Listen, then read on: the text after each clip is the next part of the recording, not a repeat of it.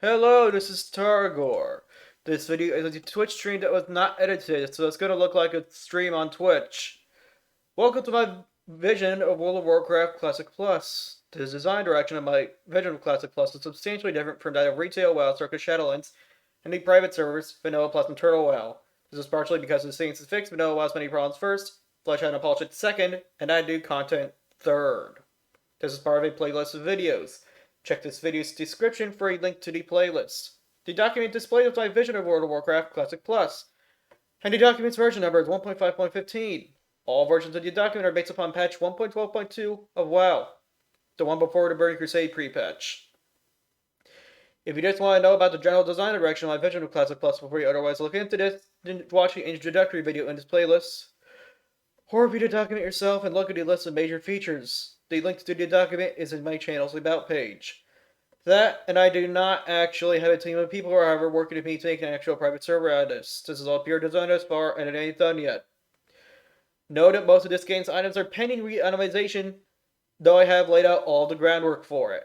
Now then, on to the sweeping changes to how items have their stats allocated to them, aka itemization.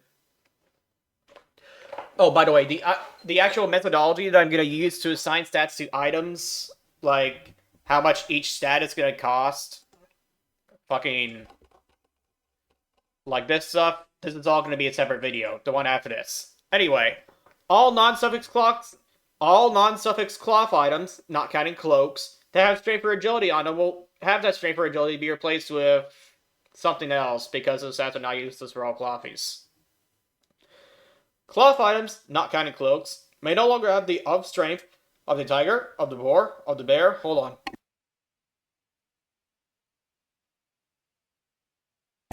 Okay. Nor of the bear, of the gorilla, of the agility, of the wolf, of the monkey, or of the falcon as suffixes, because strength and agility are not useless for all clothies. Set bonuses on your set items will be revamped when I get around to it. Some sets will have low stats on the items and have amazing set bonuses, and others will have not so low stats on the items with not so great set bonuses. And the itemization budgets for all sets, unlike in vanilla WoW, will actually account for the set bonuses. So set bonuses will not be free itemization points anymore. This will unfortunately mean that all set items will suck unless you have enough items in the set to get a set bonus from it. Or if you have exactly enough items in the set to get whichever set bonus from it. Like if there's a 3-piece set bonus and a 5-piece set bonus, and you have 4 items, then the 4th item sucks. In that case, you're going to want to take off the one that has the least amount of itemization points on it, so probably like the braces or some shit. Anyway, the following list of items will be changed so that all of the mentioned non-epic items are at level 63, character level 58 if applicable, blue items, including crafted items, and all of the mentioned epic items are item level 63, character level 58 if there's a level requirement, if applicable, epic items, including crafted items.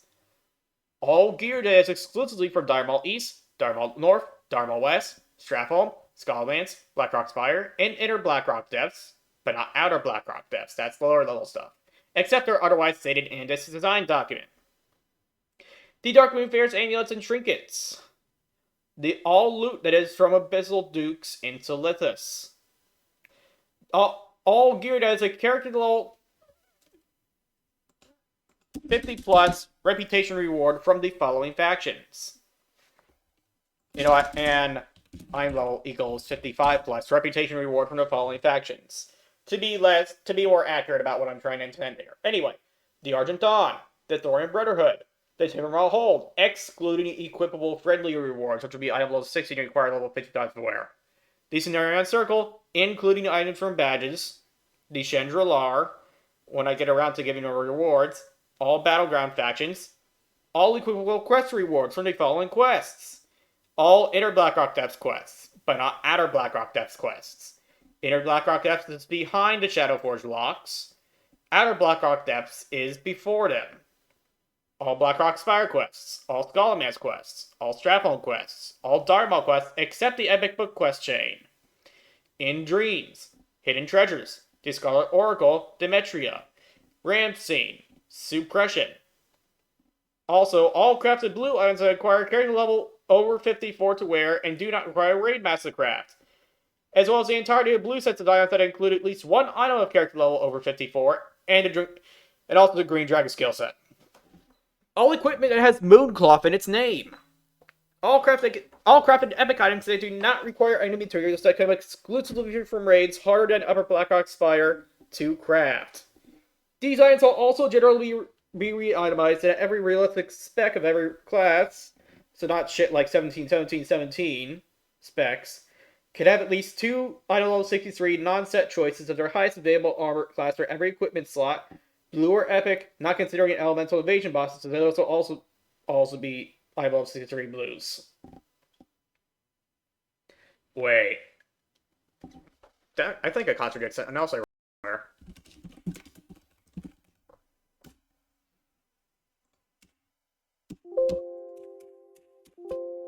Oh, I didn't. Okay.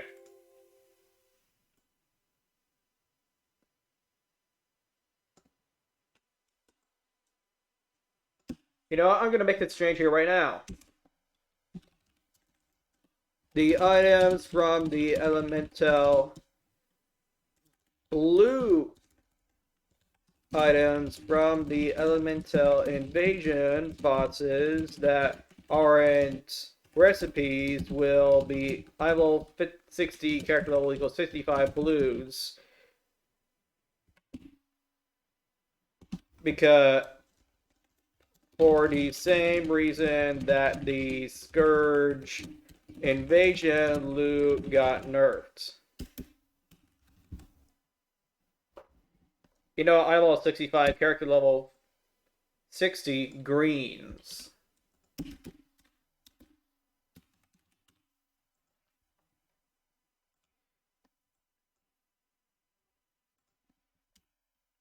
Nerfed the loot from the elemental invasion bosses to all be I level equals 65, C level equals 60 greens.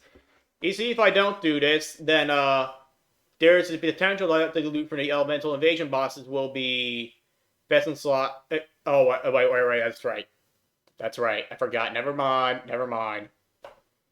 I forgot it's not actually a problem. Pre-raid best in slot is a more limited thing than best in slot forever. I forgot. Also, there's no stats like fucking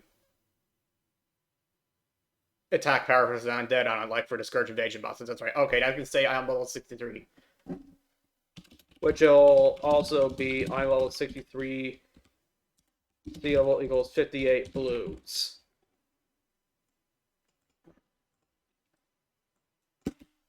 Okay. So the Dungeon 1 sets will all be IM level 63 blue items to be itemized for general purpose use with somewhat powerful set bonuses, but somewhat low stats. They will not necessarily be good for raiding.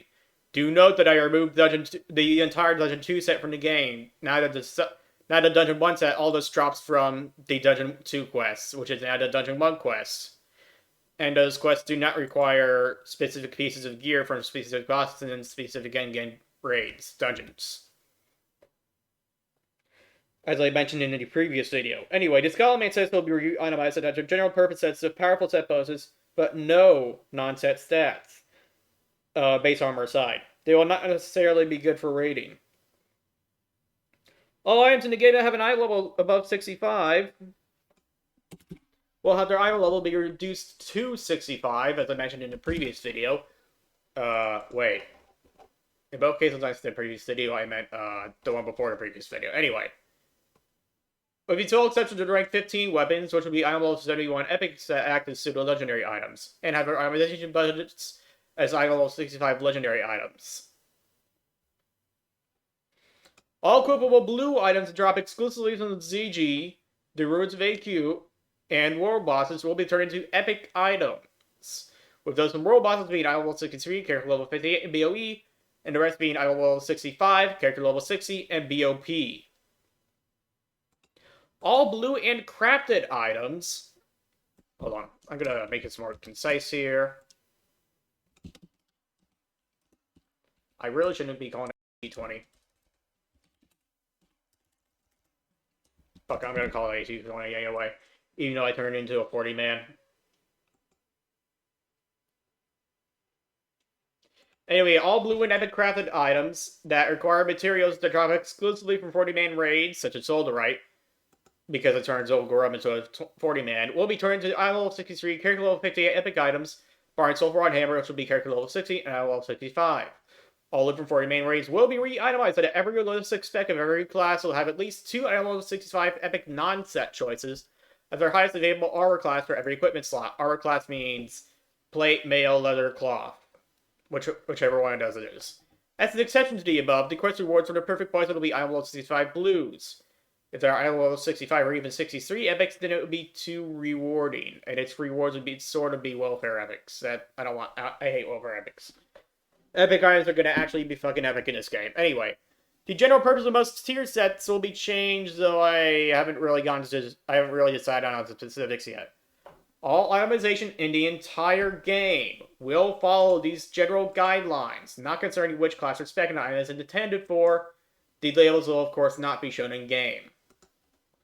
An offensive item is an item that spends between 61% to 2/3 of its itemization budget on offense.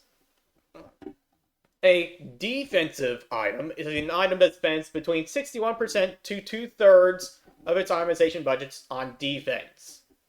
A hyper-offensive item is an item that spends between over 2/3 and 80% of its itemization budget on offense, or up to 100% of its suffix item. A hyper-defensive item is an item that spends between over 2/3 and 80% of its itemization budget on defense, or up to 100% for suffix items. A general-purpose item is an item that does not spend more than 60.9 or 80% of its itemization budget on offense, nor on defense. An other or special item is an item that has unique and / interesting properties. Examples of these include Wolfside Helm, which I'm probably going to nerf, Dragon Scale Breastplate, Spider Belt, Ornate Metal Greaves, Hand of Justice, Green Whelp Armor, and Black Grass Fetty Destroyer. You know, actually, I could just, for Wolfside Helm, instead of just getting rid of its passive, I could just replace it with an interesting and non-use effect. Anyway, and Black Grass Fetty Destroyer. These items may or may not be prevented from being hyper-offensive or hyper-defensive due to items being changed. Only the following types of items are allowed to be hyper-offensive.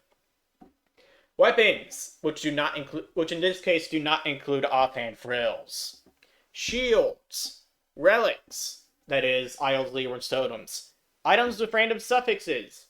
Some other or special items. By the way, wands and bows, crossbows, etc. are counted as weapons. Individual pieces of expensive items. So long as the set bonus takes up enough of its itemization budget that the individual item is not better for offense than any non-set items the same item level and item quality, and he says the whole set bonus is included is not hyper-offensive. Items of a low enough item level that they can only be either hyper-offensive or hyper-defensive due to a lack of itemization budget. For example, really low-level male belts that can only afford to have one fucking stat on, that can only afford to give 1 point to one stat because it only has so many itemization points on it, like 1. Anyway, only the following items are allowed to be hyper-defensive. Shields. Trinkets. Items with random suffixes. Relics. Some other or special items. Individual pieces of the set of items fall because the set bonus takes enough of the itemization but the individual item is not better for defense than any non-set item of the same item quality, and a set of the whole set bonus is included is not hyper-defensive. Items of a low enough item level that they can only be either hyper-offensive or hyper-defensive due to a lack of itemization budgets. Moving on. Items of Fiery, Frozen, Nature's, Shadows, Arcane, and Holy Wrath will be modified in such a manner that half of their itemization budget will be spent on ints, which I forgot to mention in a previous video, while the other half is spent to grant a bonus to the relevant type of bonus spell damage. For example, a Master's Cloak of Frozen Wrath will grant, instead of plus 21 frost spell damage, 10 ints and 14 frost spell damage.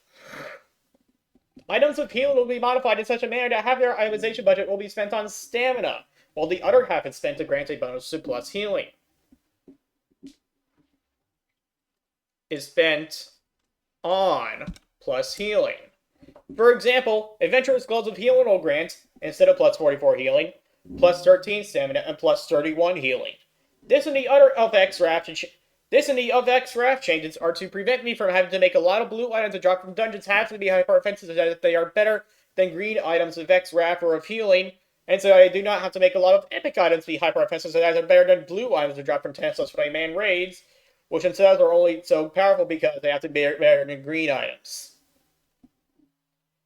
Moving on. No non-legendary item, period, will have bonus block value on it anymore. It was a very overpowered stat. In case you don't know how numbers games such as World of Warcraft work, and so think that it was not overpowered, then consider this. Say, in patch 1.12.2, a Tauren Deep Prot Warrior is wearing Nax gear. Because of this, he has exactly 300 block value, maybe 65% damage reduction from armor, and about 90% standing avoidance, all without buffs. No, that is not hyperbole, it's actually extremely realistic. Now, say that another Tauren Warrior is wielding a Might of Menethil and deals, I don't know, an average of 1250 damage per white hit according to his character sheet. Now, say the two warriors duel. The first thing to do is both charge each other. After they both charge each other, it's that the Prot Warrior uses Steamo Shot to lower the other guy's attack power 146. So that aforementioned 1250 average damage goes down to 1210.4 before armor. When the two-man warrior then hits the Prot Warrior, that 1210.4 will be lowered by defensive stance to 1089.3, and then by armor to 381.3. Then the Prot Warrior's block value, when he blocks, lowers at 381.3, which is about 30.5% of the two-hand warrior's raw damage before debuffs already, to 81.3, which is 6.5% of the two-hand warrior's raw damage before debuffs. So blocking is going to reduce the two-hand warrior's white damage by a fuck ton.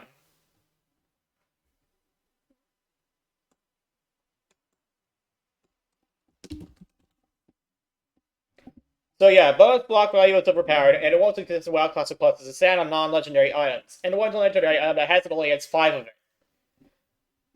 Also, do note that when I say standing avoidance, if I recall correctly, I'm also including crit reduction. That is, the portion of plus defense that lowers your enemy's critical strike chance against you. Yeah. Furthermore, blocking was changed so that yellow attacks were changed so that they act like white attacks on the attack table. So, like, if a yellow attack hits a guy and he blocks it, and a yellow attack could otherwise crit, well, actually, no, that's not how it works, fuck. Basically, yellow attacks can't crit if they get blocked. Anyway, no non-legendary item period will have feral attack power on it anymore, since, with all items being squished down to item level 65, its existence is no longer necessitated. Why I'm assuming that feral attack power was added to the stat in the first place is because, like, warriors and rogues and enhanced champions and paladins got better and better as their weapons item level got higher, and therefore the weapon's base damage got higher, but druids just did not get more base damage on their weapons. Actually, it's the base damage that matters here. Yeah, druids do not really care about their base damage on their weapons going up, but warriors and rogues and enhanced champions and paladins do. So, as a remedy to that, feral attack power was introduced into the game. However, it's not really necessary since item level 65 is the limit, barring legendaries, which are basically item level 71. Anyway. And then the one legendary that feral druids do get is going to have 87 feral attack power on it, so there. All bonuses to all weapon skills will be removed from all non-set items in the game. This means that the only sources of weapon skill from equipment left are going to be the staff skill bonus from this Armor of the Fang set from the Wailing Caverns, and the, if I recall correctly, bonus to sword skill from the Defias set. Or was it daggers? Whichever one it was. They were both pretty low. One-handed weapons that are not offhands are not allowed to have plus defense on them unless it's a proc or on use effects. Less prot warriors and prot paladins feel pigeonholed into using one-handed plus defense on it to tank. Bonus armor, if present on Clawford letter, must be the lowest stat on the item. And said item is not allowed to have an even stat split, lest bear druids raid in offensive gear instead of the defensive gear that they will be intended to raid in before getting Decadent 40-man raid gear, and lets bonus armor be too powerful for Clawthies. No non-endgame items itemization may have more than half of its itemization budget be composed entirely of stats that cost less itemization points at lower levels. Less people use it in the endgame over endgame items outside some special exceptions. So for example, items are not allowed to have pure spell crit if nothing else. They're not allowed to have pure spell hit if nothing else. They're not allowed to have pure regular hit if nothing else. They're not allowed to have pure, defense skill with nothing else. These are all stats whose cost scale with your character level. Anyway, moving on. Where the hell was I?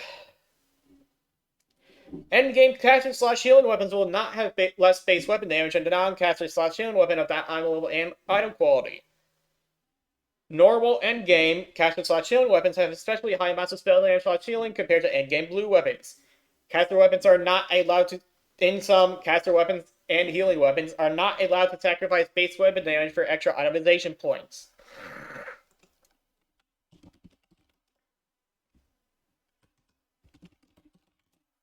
All hybrid shaman gear will have at least one of the following stats on it, lest hunters unintentionally desire it, the intention being that of the designer, not the hunter. Strength, spell damage, and /or spell crit. Items are not allowed to spend more than half of their itemization budgets on the combined totals of stamina and bonus armor unless the item is an other/special item, is of a very low item level, is a random suffix item, or is named dual reinforced leggings. This will ensure that tanks, and especially off tanks, do not need on a shield. Don't need on a shield because they have tons of stamina and bonus armor from their gear to make up for it. Oh, don't not need a shield.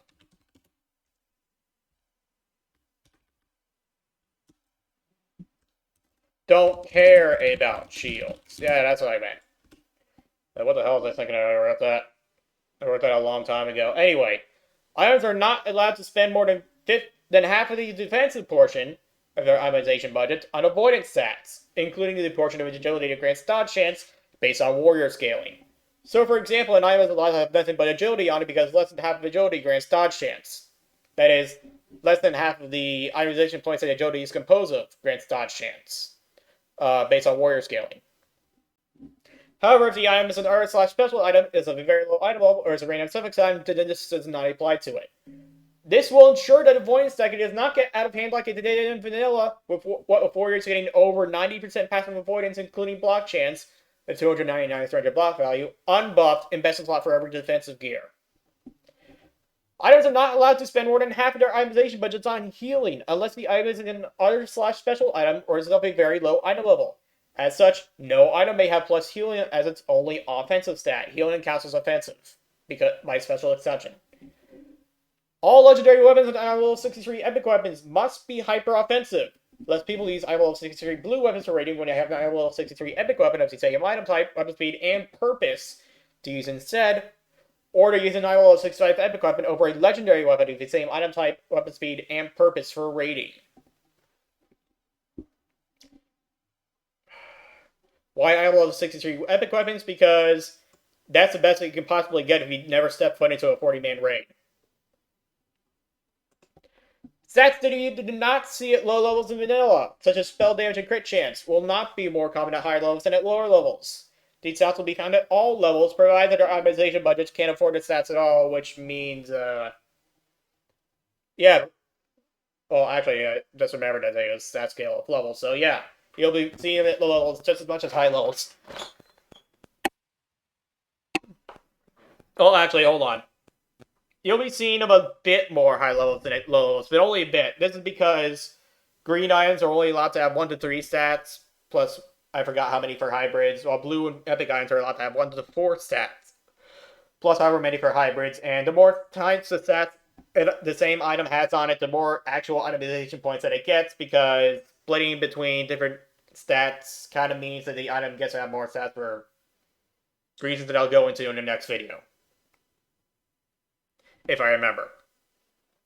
No set bonus or special item property will reduce the cooldown of intercepts or allow charge to be used during combat in order to maintain a certain differentiation between Prot Warriors and Bear Druids to help with raid balance, making it easier to force 40-man raids to bring a bear tank.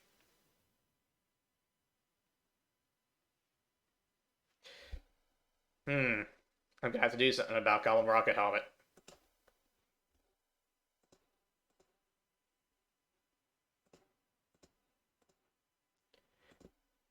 Replace Goblin Rocket Helmet with an entirely new item. Maybe a helmet that actually shoots rockets. That would be fun. No set bonus will be useless in PvP unless having that many pieces of the set also gives a set bonus. At the same tier, so to speak, of set bonuses that affects PvP, and no set bonus will be that is useless in PvP will cost itemization points. Some set bonuses are item. Wait, hold on. Let me actually. No set. Okay, I get it now. Okay, I just forgot what that meant. I have been working on this for like 5 years, and I wrote some of these changes a long time ago, and I've barely thought about them since then. Anyway, some set bonuses are item properties that interfere with other changes in this Classic Plus will be changed or removed. For example, Bloodfang Glove's disarm immunity will be removed because I want to remove all sorts of disarm immunity from players to make disarms mean something in PvP. Anytime Storm's AP set bonus will grant Lesser Lightning Shield instead of Lightning Shield, unless I revamp the set entirely, so that does not interact with the new enhanced champ channel called Lightning Infusion, which interacts with Lightning Shield. Equipable trinkets with an on more on that in the eventual video on shamans. Equipable non-trinkets of a non-use effect will be put on cooldown by both of your primary profession cooldowns for a time equal to the cooldown used.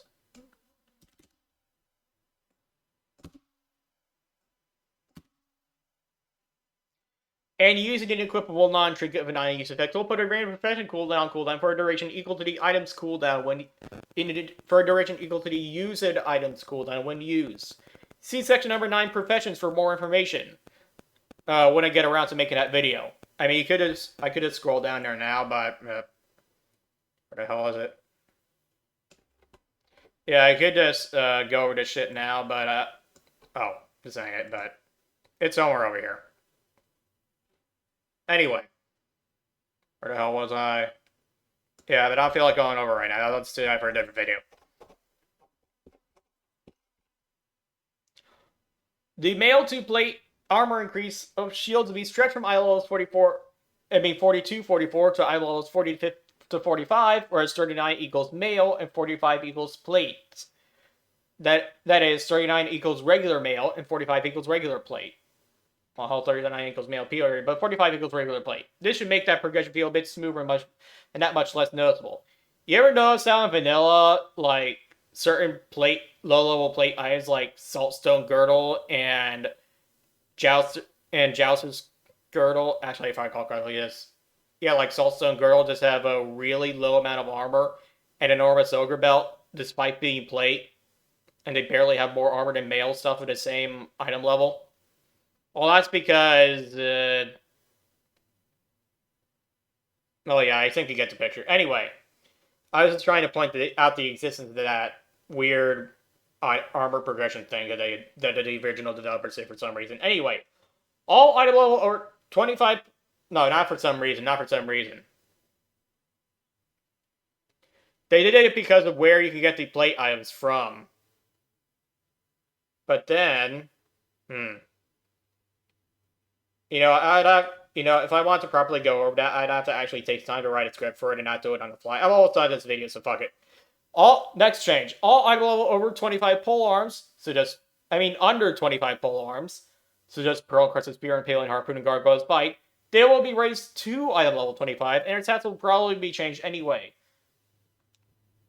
Do note that you cannot learn pole arms until level 20, and the minimum item level of other items that require level 20 to wear, every single other item in the entire game that requires level 20 to wear, has an item level 25. That is, item levels in World of Warcraft, vanilla at least, are generally equal to required character level plus 5. Until you got to the end game, until you got to the 40-man raid stuff and the 20-man raid stuff, but that's in vanilla. Anyway, item level 1 through 9 shields will have their total amount of base armor be increased as follows. Item level 1 gray, 52 armor. Item level 2 gray, 63. Item level 4 gray, 76. Item level 6 gray, 109.